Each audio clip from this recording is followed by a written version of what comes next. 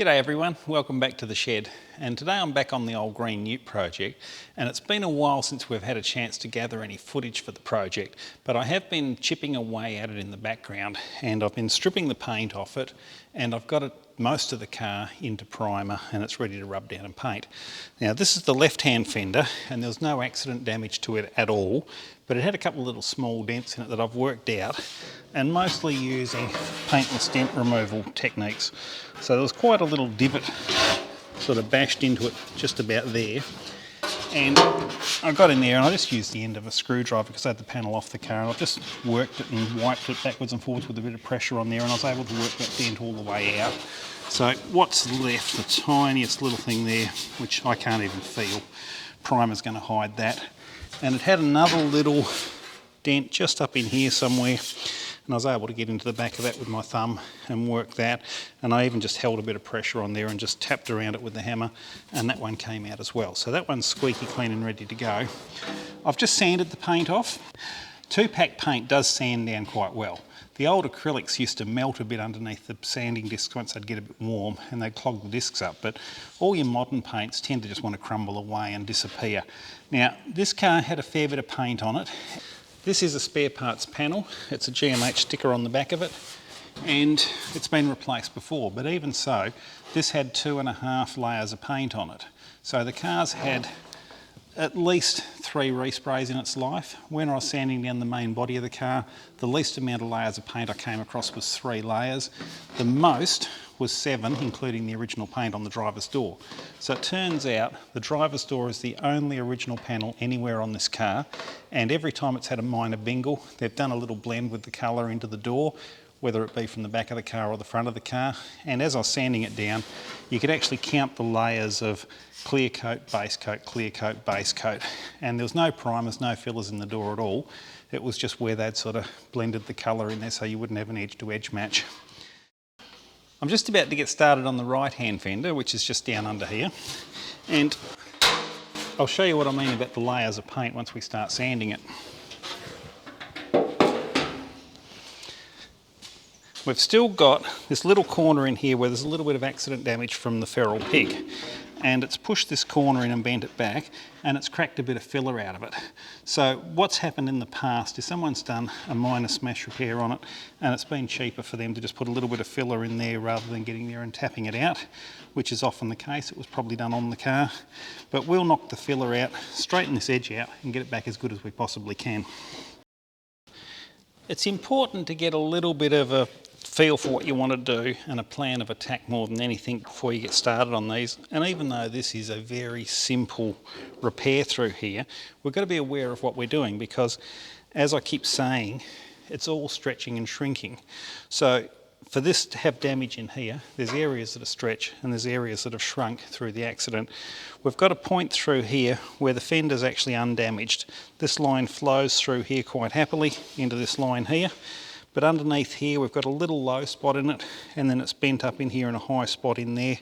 We've also got the previous damage where it's been bent down a little bit, and this is pulled out here because this line sort of looks like it's disappearing in there now. So when we looked at the other fender, which I'll just grab that again,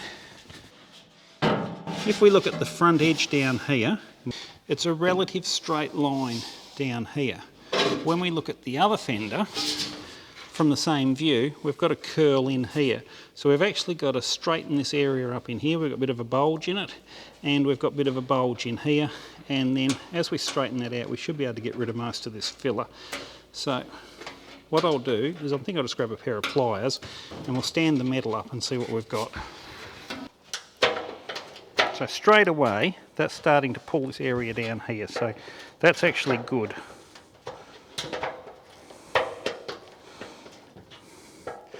Now, same as creating a shape in a piece of metal, little bit by little bit we'll creep it back out without actually causing any secondary damage that we're going to have to work out later.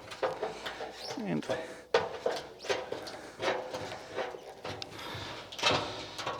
that's got most of it out of the way, and there's the old bit of filler that's been put in it in the past.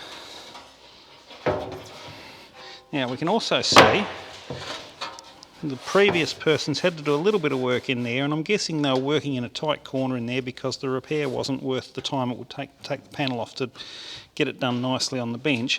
So they've worked from in here, and we can see a few hammer marks and scruff marks where they've been in there doing it. And that's normal accident repair sort of stuff, so I'm not surprised by any of that. But we'll work some of it out. We may have to put a little bit of filler back in there just to repair some of the tool marks and things that have happened in the past. We might not. We'll see how we go. I'm hoping not. I've been around the whole car and I'll show you in a little while what I've done to it.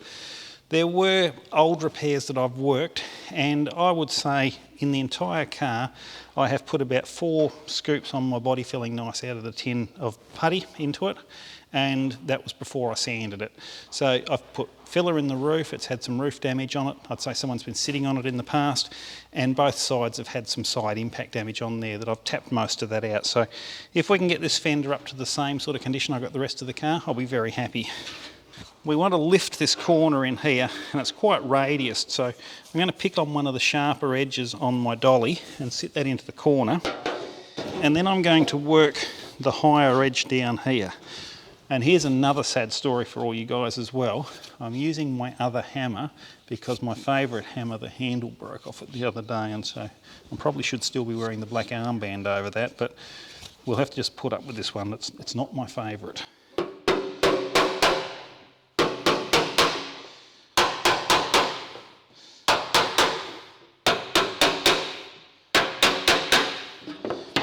Okay, I've already changed it. I've brought some of it up. We've lost that nice crisp edge, and I'm not sure that the hammer and dolly are going to do exactly what I want. So what's actually happened, instead of it being a nice crease like this on the corner there, it's more sort of radiused in like that, and that's what the bit of filler was doing, was making the crisp edge. So what I'll do is I'll grab a pair of vice grips and we'll just clamp the metal about where that edge should be, and we should be able to hammer this down against the edge of the vice grip jaw and create that edge through there. We've got a line I can see from this point to this point. We've got a line I can actually see from this point where I've got a nice crease through to there where I've got a nice crease, where it's got to wind up. So I'm not going to mark it, I'm just going to eyeball it. So it will be a case of just gripping the metal and then working it to bring this corner right back to where we need it to be. Is this rounded this way before it radiuses down in? Like, is this lifted at this point? Yes. No, it shouldn't. I don't think it's very high. It is a little bit high, but not by much. So yeah, I wouldn't be real worried about that at this stage. Because we're going to be hammering from this direction once we get the vice grips on there, any bulge in here I think will disappear as we're working it. The whole 2 birds with 1 stone approach. I want my vice grips tight enough that it's going to grip the metal and not slide on it, but I don't want it that tight that I'm going to crush the metal and create some dents and tool marks in it. So it's going to be a little bit of trial. Yeah, that's not too bad. So if we start up at one end, I've got the jaw edge here just in a rough line through there.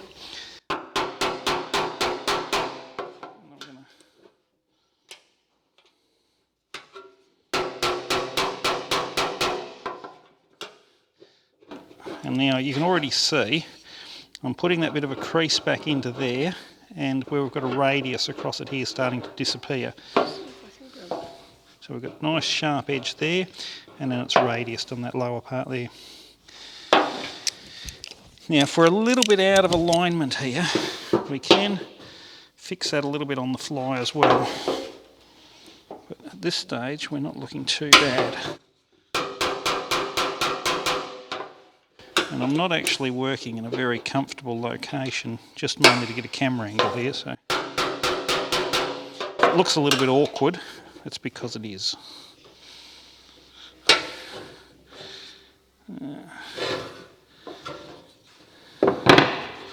I'm thinking we could be out of alignment a bit there. So, right, what I'm getting now, you can see my new line is starting to disappear down there. We want it out there. So what I've got to do is bring this back over. So what I'm going to do is grip that. It's up there tight against the seam now. If I drop that down a little bit, to say there, I'll tighten the vice grip up a little bit. If I hit him now, I'm bringing that edge forward. So see, it's got a little bit of a curl in it now. So if I do the same here,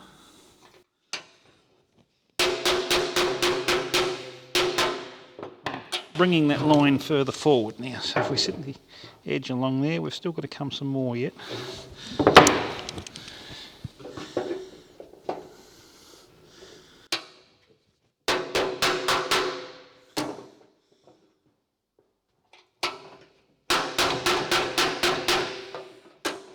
Now you can see a little bit of a difference in there. So it curls in there, but we're coming back into it. So this area here is not too bad. You can see a difference in there, and it's got that bit of a curl in there.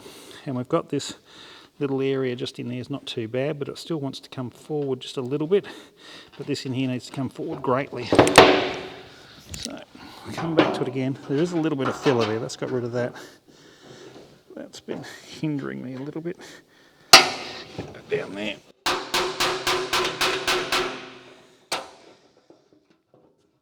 And that could be the original crease in there as well.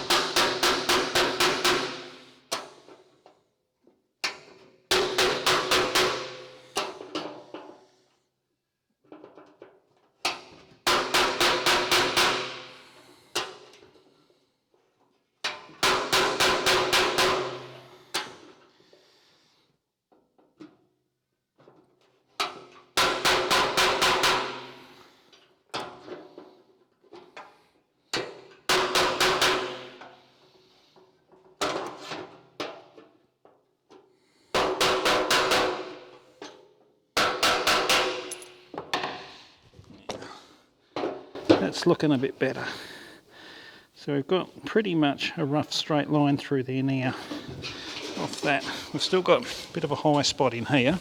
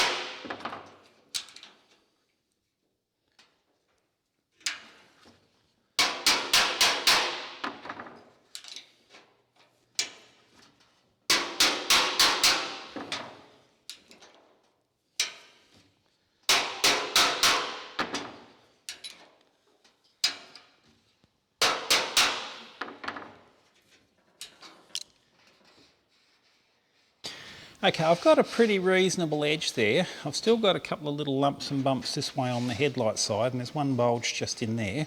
But that's only going to be a matter of putting the dolly in behind it, tapping it from this direction. And I've got a little low in it just in here. And if I put the vice grips back into the low spot, we can lift this little low spot in the middle here by hitting the high spots either side of it. Now it's supported by the vice grip in there, but I'm just going to put a bit of tension on it this way. Now what that's doing is shrinking. Now come around and look over my shoulder a little bit. We've got to shrink this edge in along here. So as the hammer blows are happening, we're condensing the molecules in this area in here, and we're bringing that in there to actually raise the low spot. So I've brought most of that out there now. Before it was actually quite pronounced where you could see a low down in there. Now we've got almost a straight line. It's still a little bit high just in here. So I'm going to support it about there. And that straightens that edge out there. So it's just a matter of, like I say, having a little bit of a plan and an approach before you get into it to have an idea about what you want to do and what you want to achieve. But I'm thinking that one didn't need much. But I've got another little problem in here somewhere.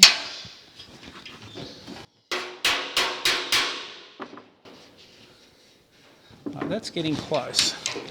So we've got just in here a bulge that's coming back towards me. So using the flat edge of the dolly,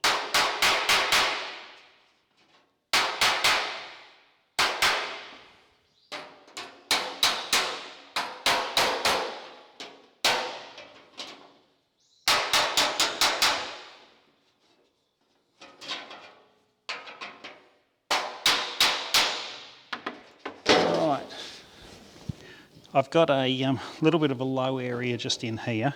I've also got some areas in here that want a bit of attention still, and I think they're still vice grip sort of stuff, so get that in there.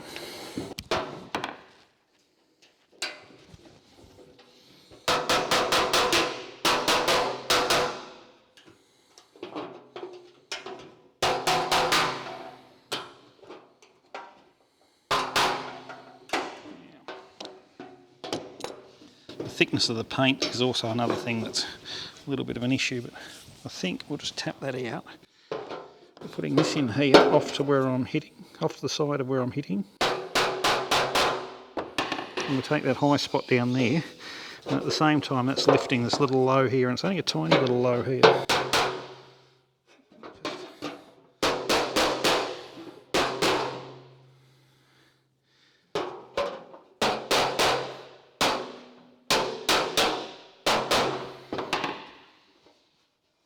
Still got a low just in the middle.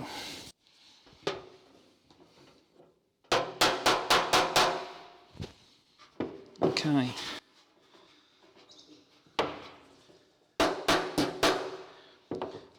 What I'll do now is I'll just grab a headlight and just hold up to it, and that way will give us an idea of whether we've got the angles down. I still think I've got that bottom edge there just curling down a little bit, and I can see that. What I'll do, we'll tap that one up again.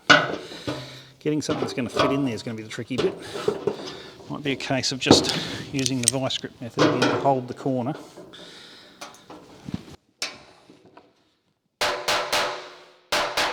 That's better. That's a better looking line through there now.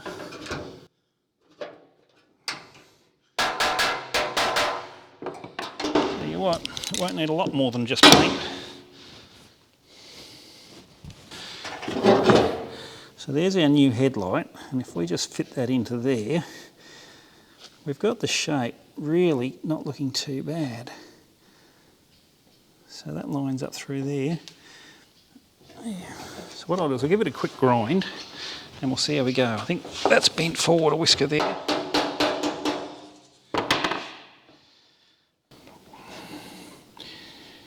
Okay, we're not too bad at all. Right.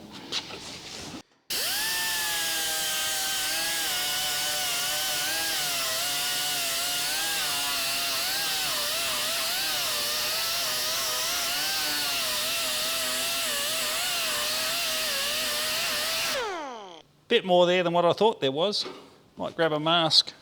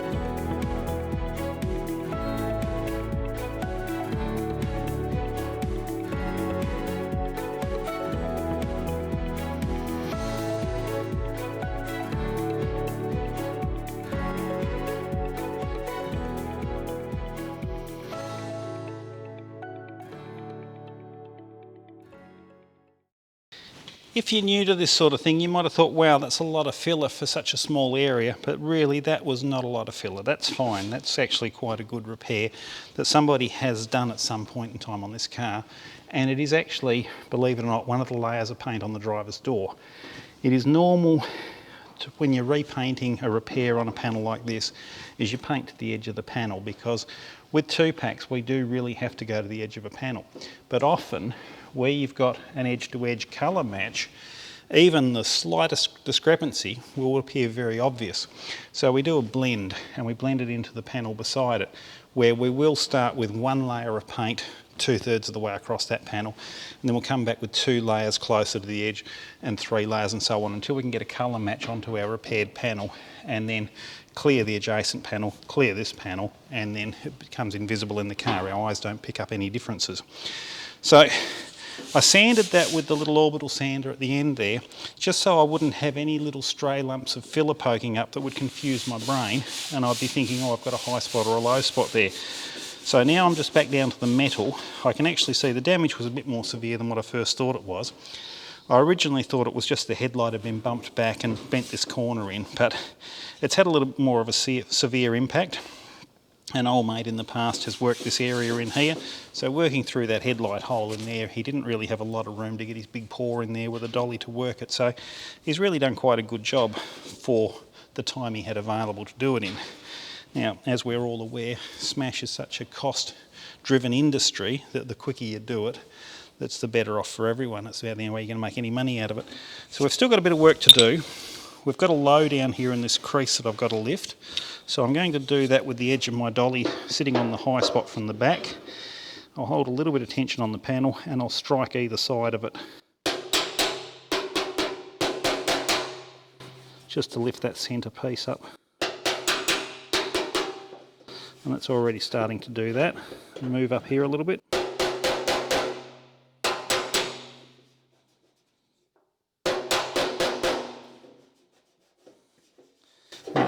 Hit it hard enough with the first accident that it's created a little crease in here, and that's another spot we're going to have to work with the vice grip, because our line actually follows back in there now instead of running in a straight line through the edge.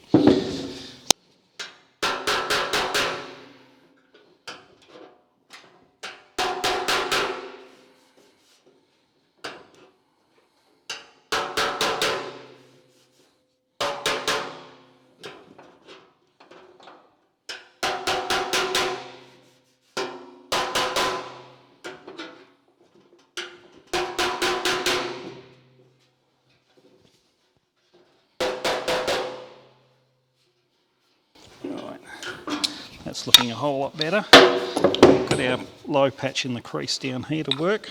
So once again, if I can pick an edge of my dolly where I can sit it up against that crease and then work either side of that. I'm not trying to squash the metal between the hammer and the dolly. I'm trying to support the low area on the back of the panel and hit the high area on this side. So where we hear a ting, ting, ting sort of noise, that's where we're actually squashing the metal, and it's not what we want.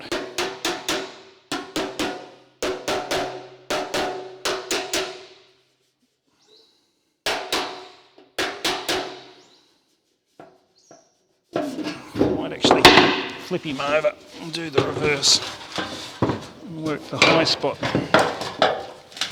So we've still got this little bit of a crease in here.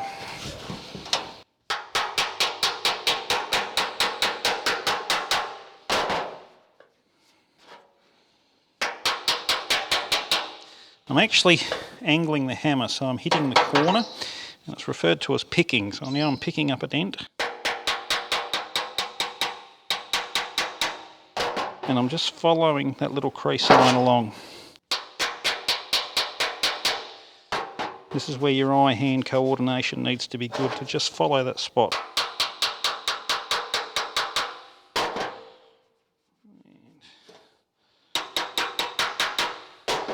Now, because we're concentrating the pressure between the dolly and the hammer, we've got to be careful we're not stretching the metal. So we're not listening for a big ting, ting, ting sort of noise, we're just seeing that sort of the dull noise of the metal moving out from under the hammer. That's already feeling better to me. There's a high spot just there.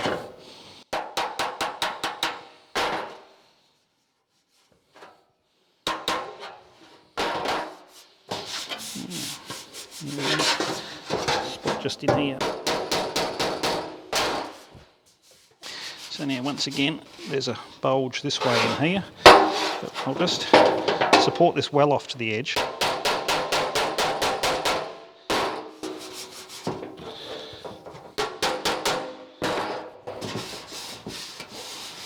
Now quite often where you're going blind and you're working by feel from the other side of the panel, you can get some very good results, because quite often our eyes will fool us a little bit.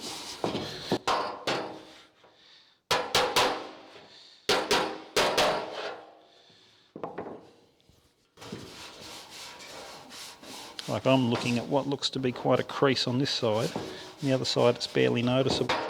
There is a little bit there, but it's not huge.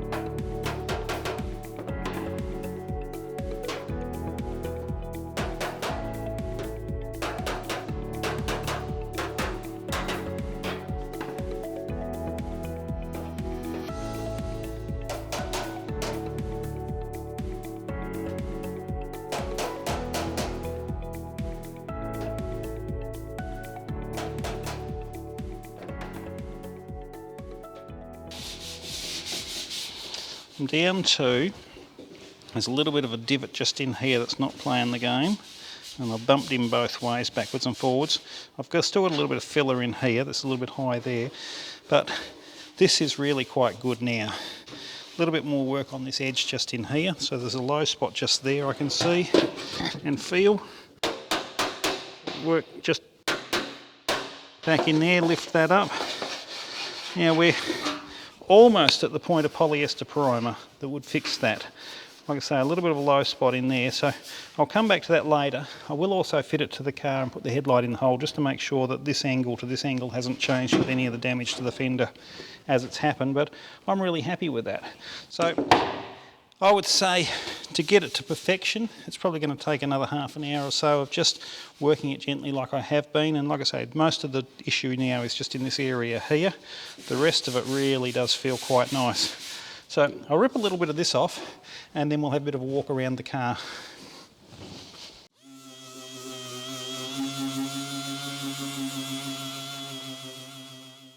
All right, I've just sanded a little bit off here to show you what I mean about the layers of paint. So if you come around here and have a look over my shoulder, this is the clear coat that was on the outside of the car as the finished job.